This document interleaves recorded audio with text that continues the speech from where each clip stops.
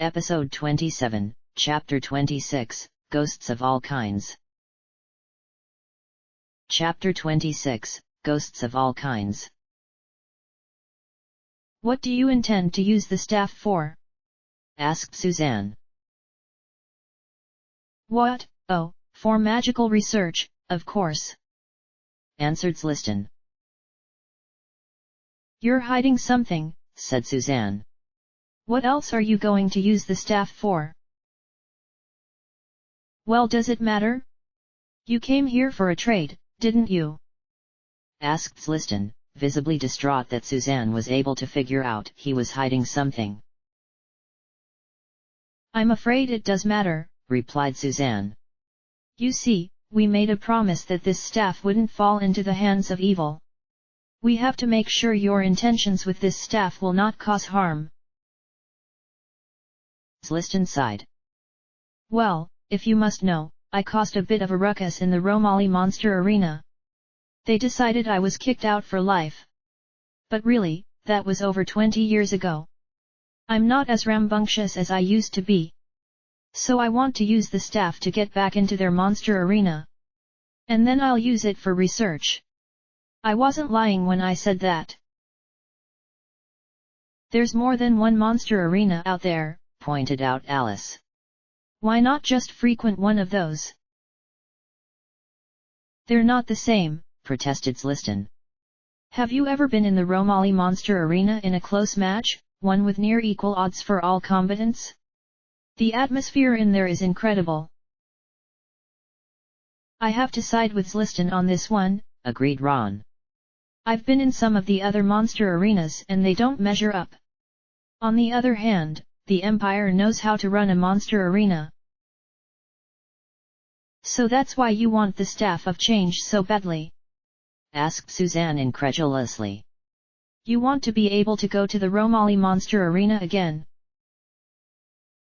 I said that's not the only reason, said Zliston. I really do want to conduct research with it. I just want to have a little fun before I get to work.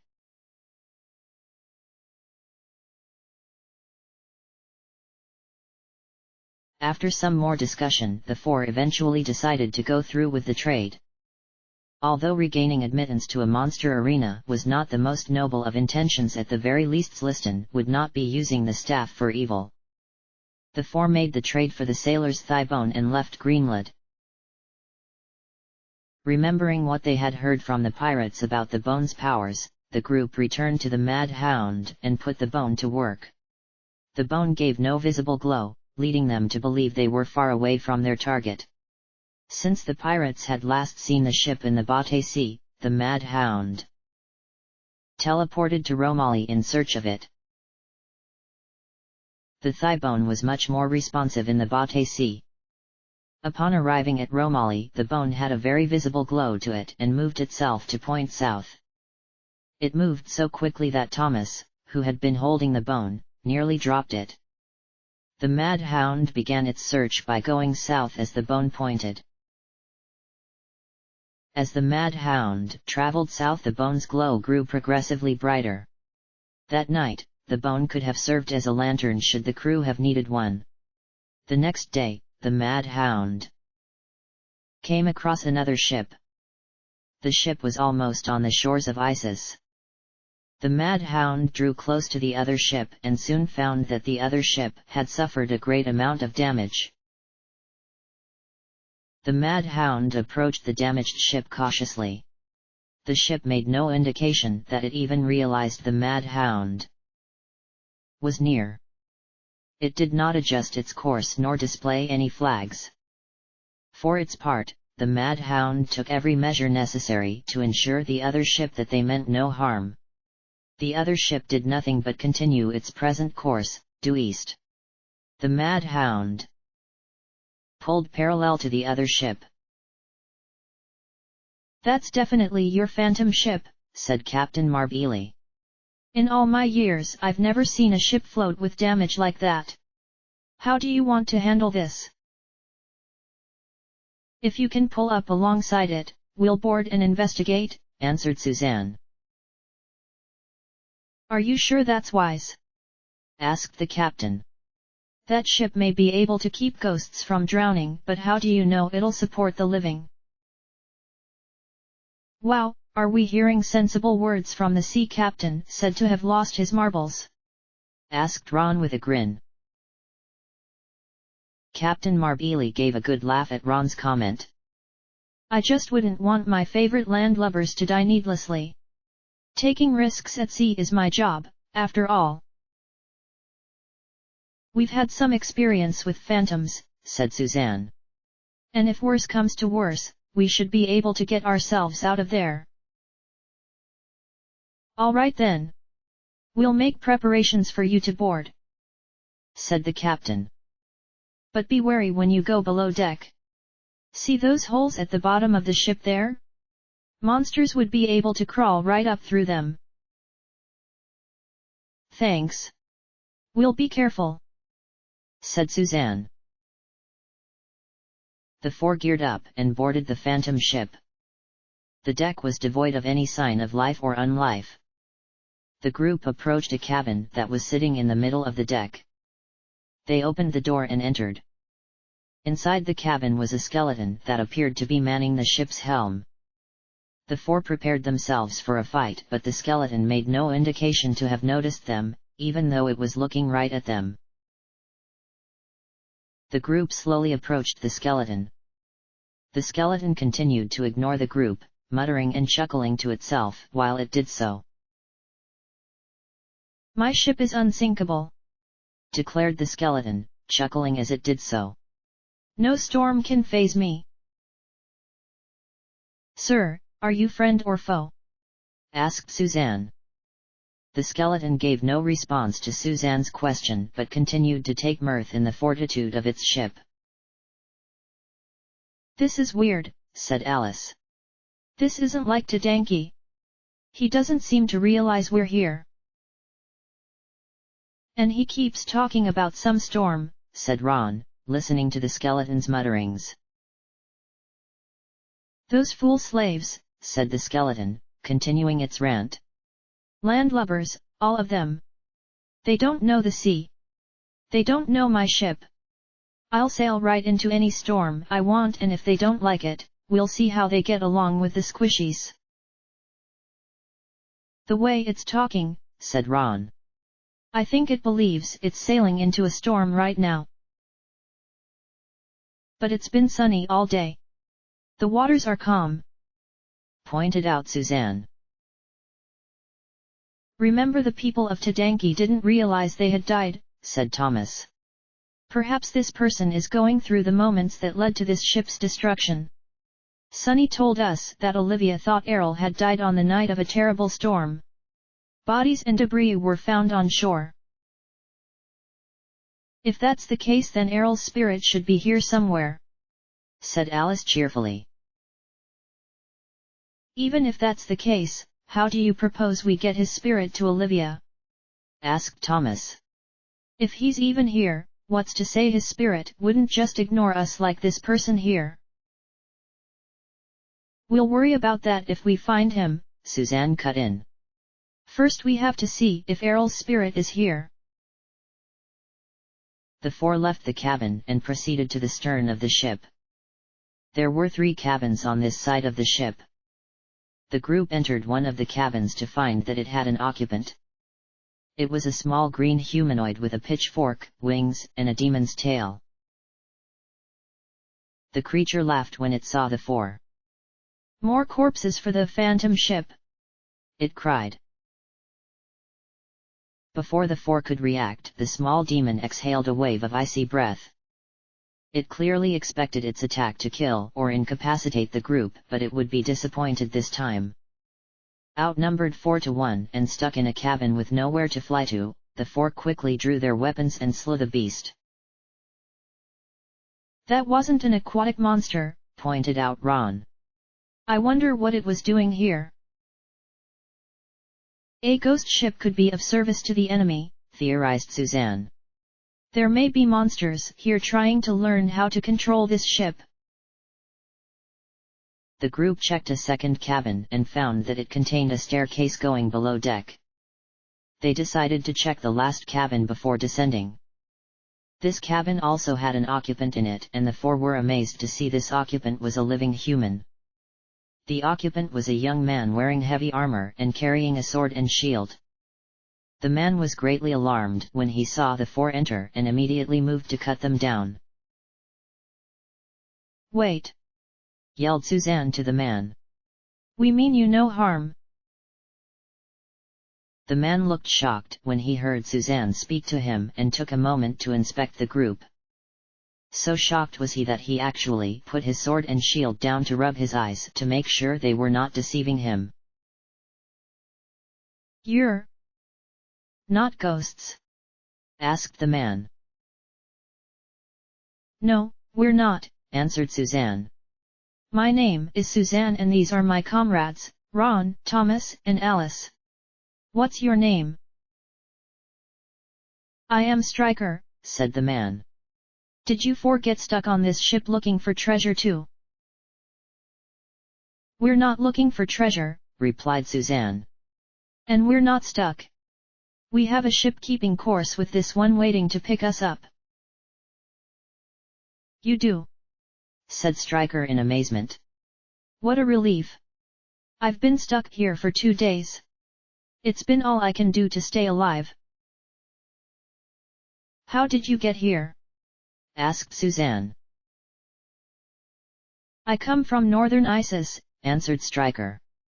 "I've been working with the men the Empire sent to help us in the coming war with the Archfiend. One day, several of us saw this ship sailing not far from shore.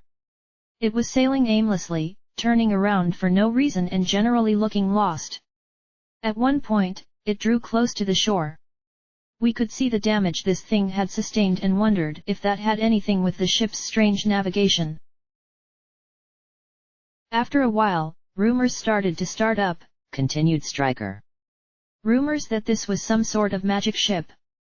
Some of the sailors that saw it said that only magic could have kept this thing afloat with all the damage we could see. And if this is a magic ship, there's bound to be some treasure on it. So I snuck out of work and paddled over here. I entered the ship through a hole in the bottom. Then I ran afoul of the monsters. I barely made it up here. And this ship left my canoe behind." "Why didn't the monsters follow you?" asked Suzanne. Striker shuddered as he answered, "They already had enough food. There are people below deck, unliving people. They don't seem to have any idea what's going on. They just go about their duty and don't react to anything. And plenty of them still have some meat on their bones. It's a free feast for the monsters." "I don't buy it," said Thomas. "We had to do some work to find this ship. Another who found it once said they searched a long time to find it again and to no avail. We're to believe you just happened upon it and made it on board by chance." "It's the truth," protested Striker. "You have to believe me. You have to let me go on your ship." "Settle down," said Suzanne. Then she turned to Thomas. "We have little to lose by letting him on the Mad Hound. The crew can deal with him after that." Thomas agreed and the four escorted Striker back to the Mad Hound. Captain Marbili confiscated the man's armor and weapon until they could confirm his story. Striker did not seem to mind as he was thrilled just to be off the Phantom ship. Meanwhile, Suzanne's group returned to the Phantom ship. They returned to the cabin with the staircase and went below deck. Almost as soon as they made it down the steps they were confronted by 3 merman-like monsters. The monsters' torso was made up of large yellow scales while their arms were covered with smaller green scales. Although clearly aquatic creatures, they hovered above the floor, giving them good mobility even out of the water. Alice quickly used her staff to engulf 2 of the monsters in a stream of fire. One of the creatures halted its advance and began chanting a spell. The large sparkle of a healing spell hit it a moment later, erasing the burns Alice had just inflicted. The other 2 monsters met Suzanne, Ron, and Thomas in melee.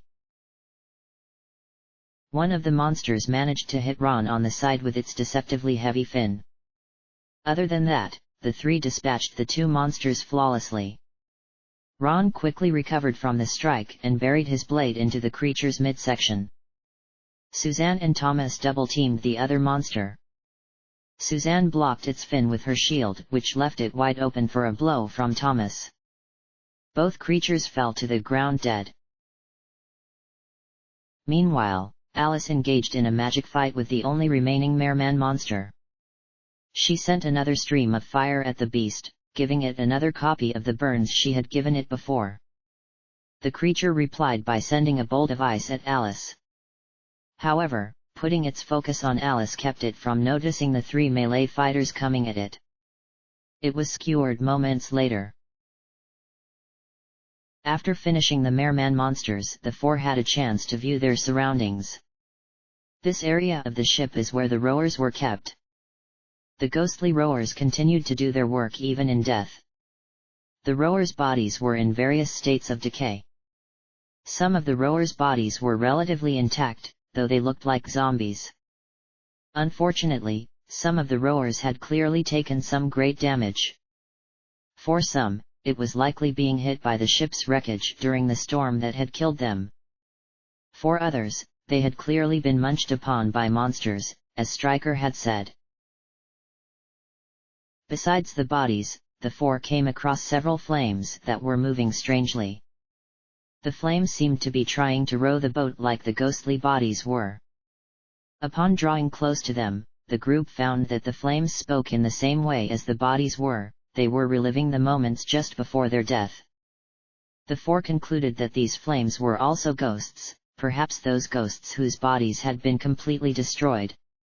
It was when one of the flames started having a conversation with one of the bodies that the four heard something that caught their attention. "What's going on out there? Rowing is even worse than usual today," said one of the bodied ghosts. "I don't know. Rowing is always hard work," said one of the flame ghosts. "Isn't that the truth?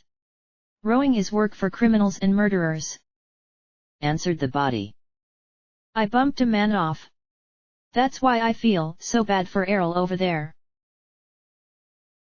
"What are you talking about?" asked the flame.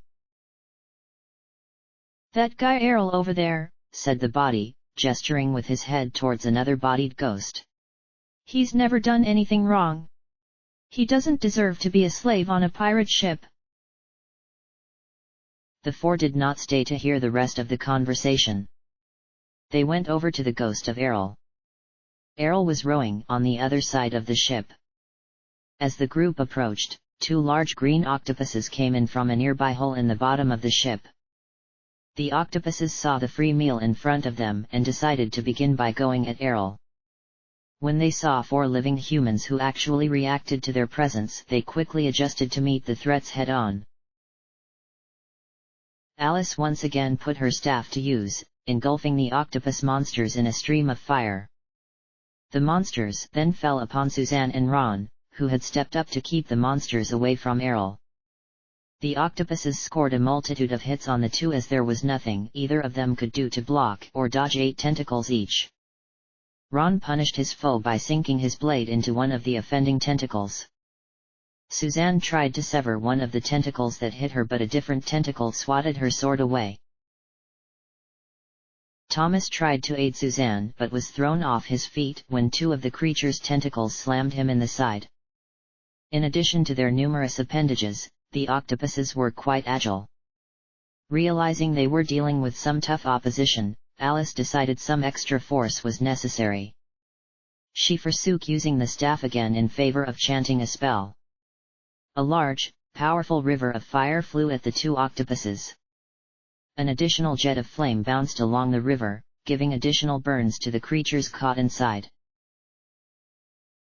Alice's spell dealt serious damage to the two creatures, and as his foe reeled back in pain, Ron went in for the kill. He severed 2 tentacles with a vicious overhead chop, beat back another with his shield, and sunk his blade into the octopus's face. Overcome with its terrible wounds, the monster died. Suzanne shifted to the side to keep her enemy from pursuing Thomas and focused on the defensive. The octopus's wounds took some of the force from its strikes, and Suzanne was able to block 2 of its tentacles with her shield and slice 1 of its other tentacles. This allowed Thomas to get to his feet, get past the remaining tentacles, and slice open the creature's torso. The monster was still up but severely weakened now. Another stream of fire from Alice, who had gone back to her staff, finished it off.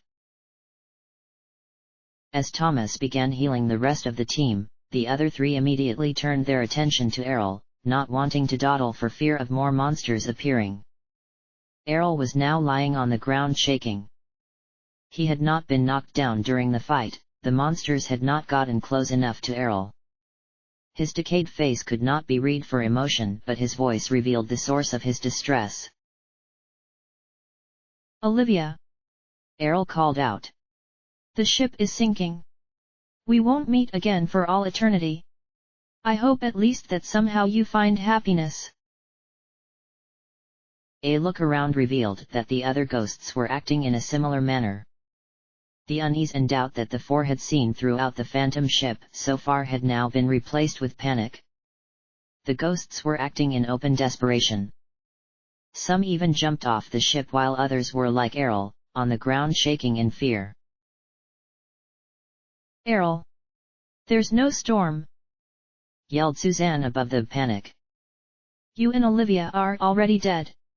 You need to reunite with her spirit." But as with the other ghosts, Errol gave no indication that he was aware of Suzanne. Thomas, now done with the healing, walked up to Errol and began casting some spells on him. After some time, he explained what he was doing to the rest of the group.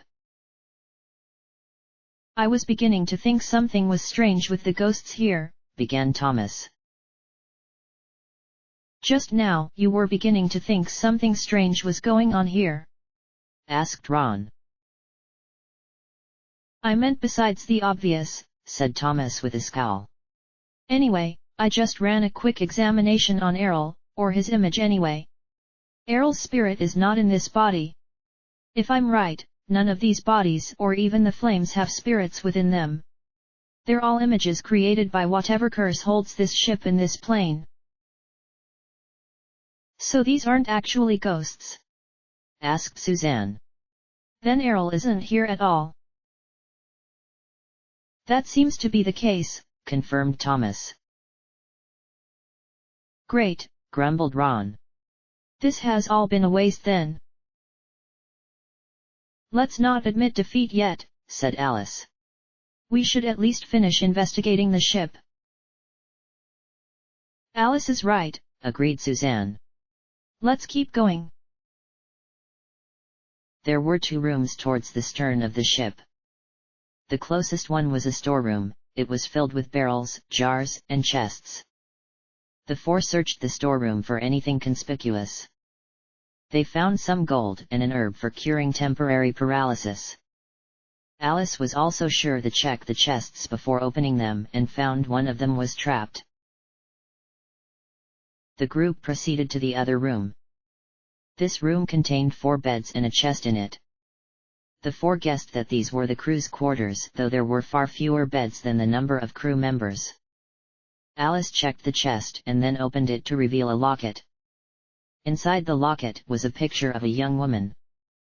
An engraving on the locket read, "Olivia and Errol until the end of time." "This must be belonged to Errol," said Alice. "Olivia must be given it to him sometime before he was taken." Thomas looked fascinated with the locket. "May I see it?" he asked. Alice gave him the locket. Thomas began running his magical tests on the locket. "What is it, man?" asked Ron. "A hunch," answered Thomas. "Let me finish." A minute later Thomas explained his hunch. "I was right. Errol's spirit is in this locket." "Are you sure?" asked Suzanne. "Positive," answered Thomas. I think I have a little understanding of what happened here. For whatever reason, the ship itself became possessed and did not simply sink when it was destroyed. This possession caused it to reenact the moments of its destruction. It did this by using the bodies of the crew to create the images we've seen and summoning those flame images for the crew whose bodies were destroyed or removed. That also explains the thigh bone, continued Thomas. The possession has taken hold of the crew's bodies, but not their spirits, so that they can be used for the ship's images. The bodies will return to the ship by whatever means they can. But, like I said, the spirits were free. Most of the crew's spirits have likely left this plane. But, as we know, some spirits linger in this world as they have some strong attachment to the world still. Errol's spirit remained here the same way that Olivia's did. But Errol's spirit could not linger in his body because the ship is using his body for its images. So it went into the next best thing that symbolizes his love for Olivia, this locket. Wow, that's quite a story, Tom, said Alice. If that's true, then this locket should be the key to giving Olivia's spirit some peace. Wait a moment, said Ron. Isn't this a bit of a long shot? Using some locket to try and break Olivia's curse. For once, I believe this long shot will work, answered Thomas.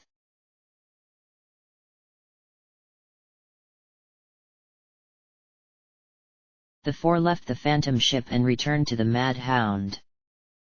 The Mad Hound was once again teleported near Nonils to make another try at the shrine jail. After 4 days they made it back to the river between the Narls and Naxley seas. Once again, a sunny day suddenly became cloudy and a loud moaning sound filled the air. As before, the ship was being pushed out of the river and back to the Naxley. Tom, yelled Suzanne above the noise. What do we need to do with the locket? I don't know, answered Thomas as he took the locket out. No sooner had he taken the locket out than it began to glow. It began to float in the air, tugging against Thomas's grip. Thomas let go of the locket and it flew higher into the air until it was far above the ship. The moaning came to a stop and the waters stopped pushing the ship backwards. Then the moaning voice began speaking. Oh Errol, my beloved! I've been waiting for you such a long time! Cried the voice. Another voice, a man's voice, cried out in answer, My dear Olivia! Never again shall we be parted! Errol! Cried the female voice with great joy. The clouds began to break up and the locket vanished out of thin air. Soon enough, the sky was clear as it had been before. Well, that's wonderful, commented Alice. After all this time, those two can finally be together. And now we should be able to make it to the shrine jail, said Suzanne. After hesitating for a moment, Captain Marbeli ordered the crew to get back to work and the Mad Hound once again attempted the river. This time, nothing was stopping them and they successfully crossed from the Naxley to the Narls Sea. With the directions given to them by King Kraton, finding the shrine jail was easy. It was on a small island covered in forest. The jail was a small building in the middle of the forest. It looked like a shack made out of concrete. The four entered the shrine jail. Inside the concrete shack was a locked hatch leading downwards. The lock was augmented with powerful magic but was still no match for the final key. The four descended down the stairs that the hatch revealed. At the bottom of the stairs was a ball of flame that looked and moved much like the flame images from the phantom ship. Unlike the images, this flame actually moved towards and then greeted the group. This is the desolate shrine jail, said the flame. You seem too well equipped for new prisoners. I take it you have been sent to check up on someone. The four were surprised to hear the flame address them. You could say that, answered Suzanne after a moment. But, If I may ask, who are you? You weren't sent by the king? Asked the flame. He should have told you who I am. He told us about the shrine jail, and we heard from another that we could find Simon here. But he never mentioned any spirits. Answered Suzanne. Really? Asked the flame. Has anything happened to the king recently? The flame's voice seemed to have a note of hope in it. Well, there has been an impostor on the throne for the last 6 or 7 years. Recently that impostor has been defeated and the true king is back on the throne, said Suzanne. Oh, that's great, said the flame. That explains everything. If I may ask, who are you? Asked Suzanne again. I'm the jailer. This jail has been absolutely horrible in the last few years, answered the flame. Not that it was ever supposed to be a bright place, but I never thought I'd have to work here after I died. You mean your spirit has been forced to work here? Asked Suzanne. Yes. Judging by what you're saying, I died a year or 2 after the impostor took power, said the jailer. And he used necromancy to keep me here. Not to mention that I don't actually do anything here. Since I died, the prisoners aren't even kept alive. They lock them up here and let them die. I make sure to keep as far away from the cells as I can so I don't have to watch them. That's horrible, said Alice. Another example of the impostor's sadism, growled Thomas. Now that he's dead, you should be able to leave, said Suzanne to the flame. I wish I could figure out how, but something's keeping me here, said the jailer. There must be some way to break the necromancy, said Thomas. We should look for a way. We have to find Simon's body too, said Suzanne. It sounds like there's no chance he survived. Oh, Simon? Asked the jailer.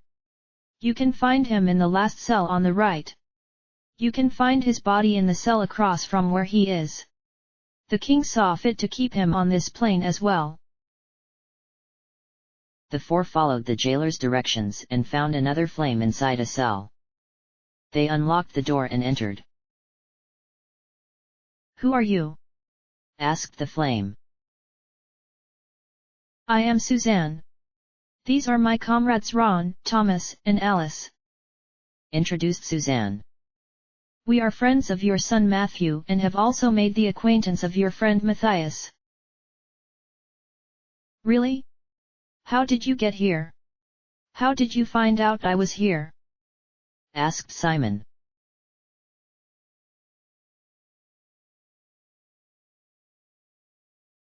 The 4 spent some time conversing with Simon's spirit and letting him know what had befallen Samaneo. Simon was filled with joy to find out that the king who had imprisoned him was not the real King Creighton. His only lament was that he did not survive to reunite with his family. After the chat, Simon told the 4 to search the cell with his body in it to find the sword of Gaia. The sword was even greater than Matthias had described. It had a golden cross guard and pommel with a crimson grip and crimson hair coming from the pommel. The blade was incredibly sharp and gently curved. Alice examined the sword. I've never held anything with such power in it, Alice had exclaimed. There is incredible elemental energy within this sword. This has to be it. The sword of Gaia. The 4 thanked Simon for the sword and made sure to go straight to Samaneo. They related everything they had found to the king and made sure to tell Matthew of his father's fate. Matthew was saddened that his father had met such an end but was comforted by finally knowing what happened to him.